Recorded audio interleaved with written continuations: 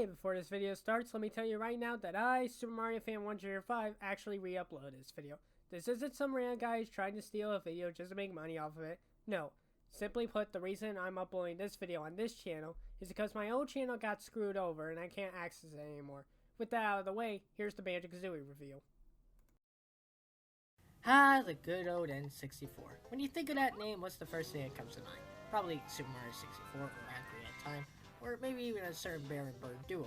For me, however, I never grew up with one. I was a 2001 kid, so I didn't really grow up with any classic consoles besides the Xbox 360 and the Wii. But that doesn't mean I was shy from video games. There was one game that I keep seeing commercials of that really had caught my attention several times, and that game was Banjo-Kazooie Nuts and Bolts. Which, if I'm going to be honest, I still like that game. Sure, it's not the typical Banjo formula, but it's fun overall. Back on topic, it wasn't until a few years later until I got to play Banjo-Kazooie and Chewie after my Nuts and Bolts adventure. The version I'll be looking at is the Xbox Live version, which gains higher quality graphics, HD support, and several issues that the original N64 game had. Anyway, ladies and gentlemen, welcome to Banjo-Kazooie.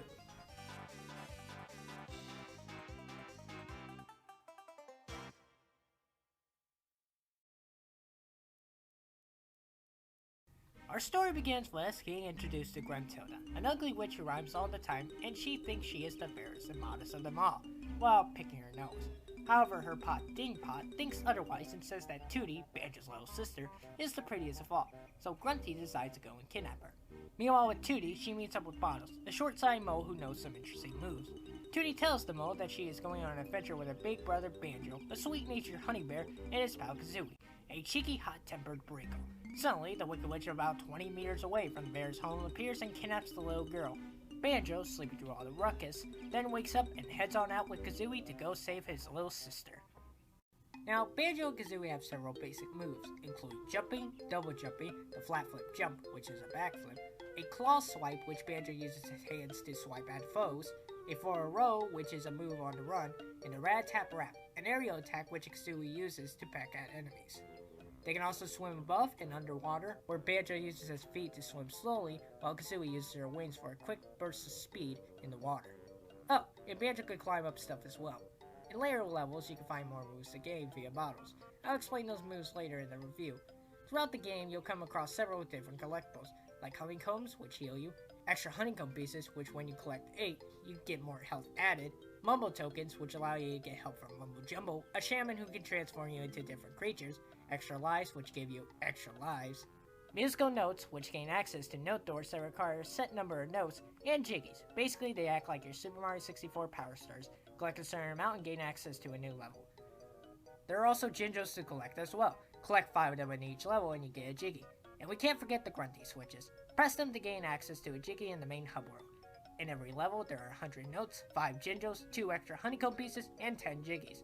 In the original N64 version, collecting notes was a real pain. If you died, all the notes you collected reset and you had to recollect them. However, in the Xbox Live version, they fixed this problem. Thank God. So, there are 11 worlds in this game. 1 starter level, 1 hub world, and 9 main worlds. Let's start off with Spiral Mountain. To sum it up, it's the first world that gets you used to the controls. Not a bad starting world, honestly. Next up is Gruntilda's Lair, the main hub world of the game. This is where you can access the main worlds, but that doesn't mean there's stuff you can't do here. You can collect jiggies in the hub, fight some bad guys, and sometimes come across 2 characters, those 2 being Cheeto, Grunty's magical spellbook who can give you cheats, like more eggs and feathers, and Brentilda, Grunty's nicest sister, who will give Banjo some facts about Grunty. Okay, now that we got those 2 out of the way, time to talk about the main worlds. First off is Mumbo's Mountain, a tribal village that is home to Tickers, Grubblins, and Congo, the boss of this level. In this area, you can learn how to fire eggs out of Kazooie's mouth and her back entrance, beak busting, which is basically a ground pound, and a talon trot, a faster way to move around and something you'll be using a lot. As stated in the name, Mumbo makes an appearance and he turns Banjo into a termite, which is really only used to climb up really steep slopes. Yarg, the next world be Treasure Trove Cove, me laddie. A pirate-themed level, home to snippets, lockups, the deadly shark snacker, who only appears as you touch the underwater, and Nipper, the shell-shocked boss of this here stage. This also introduces Captain Blubber, a burping washed-up sea hippo who wants his gold. We can't also forget the new shanty moves here, including the flight pad, which allows you to fly with the help of red feathers. which allows you to jump higher than before. Yaharg! The next level afterwards is Clankers Cavern, a sewer level home to Clanker, a giant garbage disposal, and muti-snippets, misshapen snippets that are pretty big fans of K. Rool. You can also learn one new move, the Wonder Leap. With the use of some gold feathers, you can become invincible, and this move really breaks a lot of enemies, and I love it.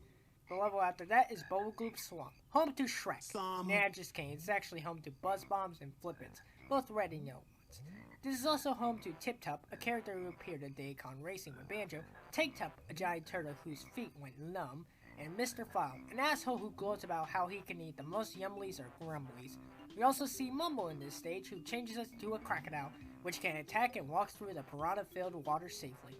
We also learn yet another move, the Stilt Strike. This move allows you to use the wading boots, which can make you walk through dangerous waters without getting hurt. Then comes Freeze Easy Pig, a Christmas-themed stage with a bunch of jerk-offs. I wish I was joking when I say that, but no. There are some complete dickwads in this stage. First off, you have Surge Slushies that throw snowballs at you, Chinkers, which are evil ice cubes who attack you because why not, Twinkly Munchers who eat living light bulbs, Wazza the Walrus who is very racist towards bears, and Boggy the Polar Bear. I hate this guy. He's a terrible father. Instead of going out to find his kids' presents, he instead decides to go sled racing, and later in Tooie, the guy is seen just being a lazy piece of garbage and tries to get you to watch bear porn with him while his wife is standing right next to him. I'm glad Mrs. Boggy kicked you out of the house in nuts and bolts, you prick.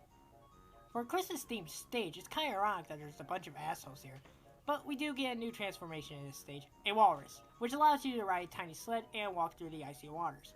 We also learned a new move titled the Beak Bomb, an attack that you can use while flying, which kinda acts like a missile. Up next is Gobi's Valley, a desert-themed stage with a giant sphinx who has a plugged-up nose and several pyramids. In this level, you can find Mum-Mums, Scabbies, and Slappas. You can also find Ruby, the snake charmer with a very, unique voice. And of course, Gobi, a camel who you consistently slam down onto his back just to use him or so. This is also a level where you can find your last new move, the Turbo Talentron. This allows you to use the Turbo Chainers, which make you run really fast. The next level is Mad Monster Mansion, a haunted area with pots that either say thank you or fuck you. Thank you. You decide. In this area, you can find Teehees, Limbos, and oh shit! This place also features Napper, a sleeping ghost, Lago, a toilet which you can go down into, and Master Hand, Mozart, a hand who can play a giant organ. Mumbo shows up again and turns you into a pumpkin, which can only allow you to go into tiny holes, and that's about it. Now it's time for Rusty Bucket Bay, which is actually better than the Xbox Live version. Well, sorry, this level is still the worst in the game. When you're above water in this level, it drains your air, and when you go underneath the water, it drains your air twice as fast. The engine room can go suck a donkey fart, but it's not too bad in this version of the game since they fixed the note collecting problem. The only enemies that you can really encounter are seamen, gremlins, boomboxes, float Sams, and Snacker again. Wait, how is he surviving in that water? And now, time for the last level, Click Clock Wood, personally my favorite world. To sum it up, it has 4 different looks to it, spring, summer, autumn, and winter. Not only does it change the look of the level, but it also changes on how things work in each area, like how in spring, there's a lot of water, while in winter, the water is frozen over. In this world, you can find gremlin hoods, big cluckers, and snare bears. You can also find Eerie, an eagle that you get to raise, Naughty, a beaver that has a nice reference to Donkey Kong Country, Nabnut, a squirrel who has an eating problem, and once more, you can meet Momo Jumbo. Only in the spring can he change you into something, and this something is a bee, and by far, the best transformation in the game. The bee can fly whenever he wants, with no flight pad needed. Neat. And just like that, we're at the end stretch of the game. However, we have to first do a quiz! There are different panels that have different questions. The Banjo-Kazooie panel asks you a question about the game. The Eyeball panel will ask you what the hell you're looking at. The Note panel will ask you what is this sound/piece of music you hear. The Stopwatch panel is a quick minigame you have to do. The Grunty panel will ask you, hey, do you remember what Brentilla said? If you did, too bad! The Skull panel is an instant death if you don't answer it correctly. And the Joker panel. If answered correctly, we'll give you 2 Joker cards, which can allow you to skip a question. I always use these on either the Grunty questions or Stopwatch minigames. After you complete the quiz, you save Tootie and get to go home and relax. Or so you thought. Yep, we got to go and finish the job by killing off Grunty because Tootie says so. Hussar. However, before we do so, if you have enough jiggies, you can get more health. Cool. Now, let's hop into Dame Pot and finish her off. Now, let me just say this right now, but this is one of my favorite boss fights in video games. It uses all your abilities you got throughout the game to fight her. The Rat-Tap Rap, the Wonder Wing, Egg Firing, hell, even the Flight Pad and Beak Bomb. They're all here for one more last hurrah, and what a hurrah too! It's a bit of a challenging boss fight. Then in the second half of the fight, Jinjo statues appear, and in order to activate them, you have to fire eggs into them so they can hurl themselves into Grunty, causing her broomstick to break. But then, the mighty Jinjonator statue shows up. Once you fire eggs into all 4 of its slots, he wakes up and does a finishing blow to Grunty, making her fall off her tower while trying to fire a spell at Banjo, which misses. And Grunty crashes right into the ground and gets stuck under a boulder. Then Banjo and friends decide to take a vacation, ending off Banjo-Kazooie. Or so we think. If you get every J game, Mobile will show you some secret items you miss. These are the stop and swap items. They were originally meant to have more of a purpose in the N64 days, but due to a new hardware update to the N64, the idea was scrapped, but the items were kept anyway. However, for the Xbox Live version, the feature was brought back and now actually works for both Banjo-Tooie and Banjo-Kazooie nuts and bolts. They don't really do much in Banjo-Kazooie, but for Tooie, they give you a new move, a cheat code, an extra playable character in multiplayer, and some Xbox 360 rewards. And for nuts and bolts, they give you extra vehicle parts. And so that ends Banjo-Kazooie, a colorful 3D platformer made back in the late 90s. Would I consider this game a good time? Yes. Yes, I would. The characters are iconic, the gameplay feels nice and tight, and the music. My god, the music. Grant Kirkhope, to this day, is still one of my favorite composers, right next to Jared Emerson Johnson. From the happy-go-lucky song of Spiral Mountain to the intense music of the final battle, Grant Kirkhope always makes me hum bits and pieces of these songs whenever I play this game. Overall, I love me some Banjo-Kazooie, and I give this game an 8.5 out of 10. Certainly a fun game, and really enjoyable. And with that said, that concludes my review of Banjo-Kazooie. And like I said at the beginning of this video, I'm honing the Mario Marathon off for a bit until I can get my emulator working again. But until then, I hope you guys really enjoyed this review. So, what can you expect from me next review? That's kind of hard to say, honestly. Maybe I'll go back to Mario, but not Super Mario Bros. 2 USA. Maybe Mario Kart 64? Who knows? But anyways, with that said, I shall see you guys later. Have a good day or night, depending on when you're watching this.